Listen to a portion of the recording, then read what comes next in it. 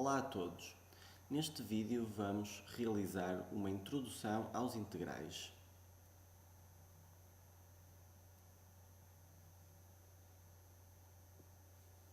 Consideremos f de x igual a x ao quadrado. A derivada de f é 2x. A operação inversa da derivada chama-se de integral, ou seja, se partirmos de x ao quadrado e derivarmos, obtemos 2x. Se integrarmos 2x, obteremos x ao quadrado. Escreve-se então integral de 2x dx. E este integral é então x ao quadrado mais uma constante. Porquê mais uma constante? Porque se derivarmos então x ao quadrado, obteremos 2x. Mas a derivada de x ao quadrado mais 10 também é 2x. E a derivada de x ao quadrado mais 57.000 também é 2x, porque a derivada de uma constante é zero. Logo, sempre que integrarmos, temos de adicionar sempre uma constante. Este integral chama-se integral indefinido, uma vez que não está definido quer inferiormente, quer superiormente. Por exemplo, integral de 3x ao quadrado dx. A questão que se coloca é qual é a função que derivada dá 3x ao quadrado. É muito simples, é x ao cubo, porque a derivada de x ao cubo é 3x ao quadrado, mais a constante. Uma vez mais, a derivada de x ao cubo é 3x ao quadrado e a derivada de x ao cubo mais, por exemplo, 49, uma vez que a derivada de uma constante é zero, vem também 3x ao quadrado.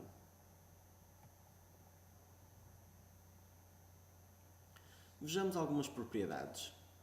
O integral de x elevado a n dx é igual a 1 sobre o expoente mais uma unidade vezes a base x elevado ao expoente mais uma unidade mais uma constante. Vejamos um exemplo. O integral de x elevado a 57 dx. Então é 1 sobre 57 mais 1 vezes x elevado a 57 mais 1 mais a constante. E vem 1 sobre 58 vezes x elevado a 58 mais a constante. Vamos verificar se derivarmos esta expressão, se obtemos esta aqui. E então, vem a derivada de 1 sobre 58 vezes x elevado a 58 mais a constante. É a derivada de cada um deles, a derivada da constante é zero. Fica então 1 sobre 58 e a derivada de x elevado a 58, que é 58 vezes x elevado a 57. O 58 simplifica com 58 e vem então x elevado a 57. Outra propriedade, o integral de uma constante vezes uma determinada função em função de uma variável, neste caso x dx, é o mesmo que passar a constante para fora do integral e integrar a função em ordem a x. Vejamos um exemplo. O integral de 4x elevado a 5 dx. 4 é uma constante, logo passa para fora da raio de ação do integral e vem 4 integral de x elevado a 5 dx, que é 1 sexto de x elevado a 6 mais a constante. Simplificando a fração, vem 2 terços de x elevado a 6 mais a constante. Terceira propriedade. O integral da soma de duas funções é igual à soma dos integrais de cada uma das funções. Vejamos um exemplo. O integral de x ao cubo mais 4x elevado a 4 dx. É então igual ao integral de x ao cubo dx mais o integral de 4x elevado a 4 dx. O integral de x ao cubo dx é 1/4 de x elevado a 4 mais o integral de 4x elevado a 4 dx, passa-se o 4 para fora do raio de ação do integral, e o integral de x à quarta dx é 1/5 vezes o 4, 4/5, x elevado a 5 mais a constante.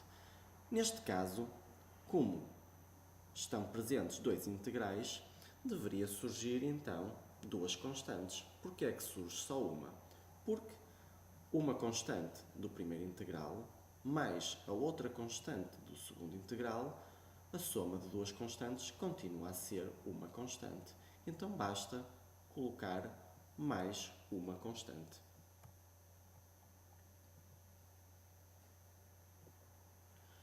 Os integrais das funções trigonométricas são os seguintes.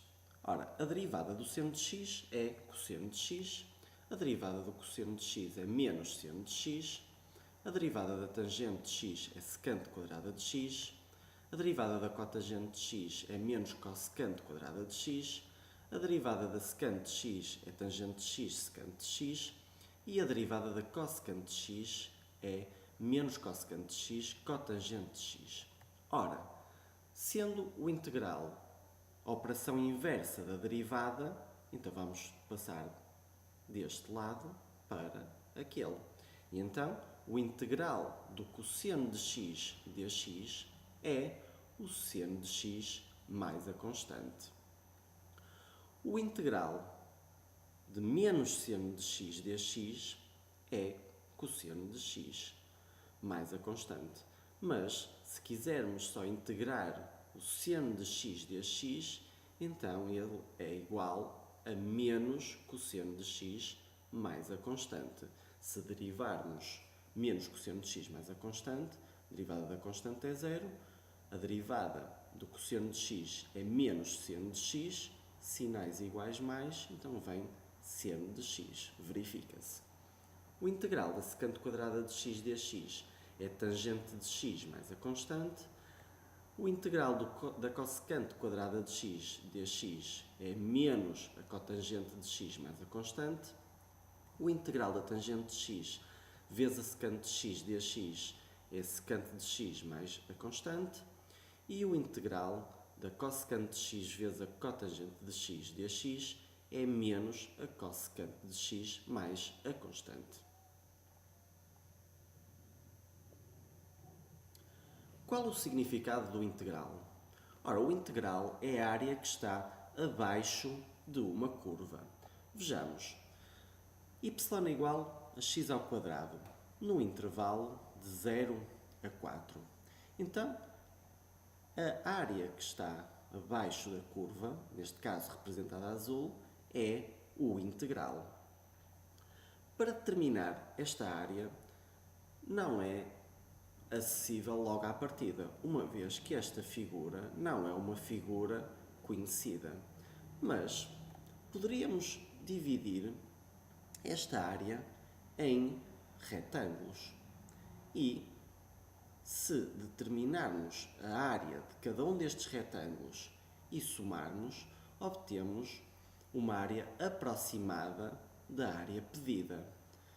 Ou seja, se considerarmos então esta área, seria a área de um retângulo, faríamos comprimento vezes a largura. Esta distância aqui é a variação de x ou ΔX. E então procederíamos ao somatório de todos estes retângulos. Ora, acontece que faltam estes bocadinhos aqui para a área determinada ser a área exata da área pretendida. Mas o que é que acontece quando diminuímos esta distância? Ou seja, quando o limite de ΔX tende para zero. Quando esta distância diminui até atingir zero, ficamos apenas com esta linha aqui. O mesmo se passa para este ΔX. Quando ele tende para zero, ficamos com esta linha aqui. O mesmo se passaria para esta distância aqui, ficaríamos com esta linha aqui. Somando estas linhas todas, muito próximas umas das outras, então obteríamos a área pretendida. Ou seja, o somatório passa a integral e o limite do ΔX tende para zero passa para dx. Ou seja, o integral é o limite do número infinito de somas. E então vem que a área é o integral de 0 a 4 de x ao quadrado dx. E o integral de x ao quadrado é 1/3 de x ao cubo, que varia entre 0 e 4. Vamos então substituir a variável pelo limite superior 4 e retiramos a mesma expressão, mas substituindo a variável por 0. E vem 1/3 vezes 4 elevado a 3 menos 1/3 vezes 0 elevado a 3. 0 elevado a 3 é 0, vezes 1/3 continua a ser 0, e então vem 64 sobre 3. Este integral aqui é um integral definido. Ele está definido por um limite inferior, que é 0, e por um limite superior, que é 4. Então, chegamos ao teorema fundamental do cálculo, que diz que o integral entre a e b de f de x dx vai ser igual a integrar f de x e substituir pelo limite superior, menos integrar f de x e substituir pelo limite inferior. Então vem f de b menos f de a.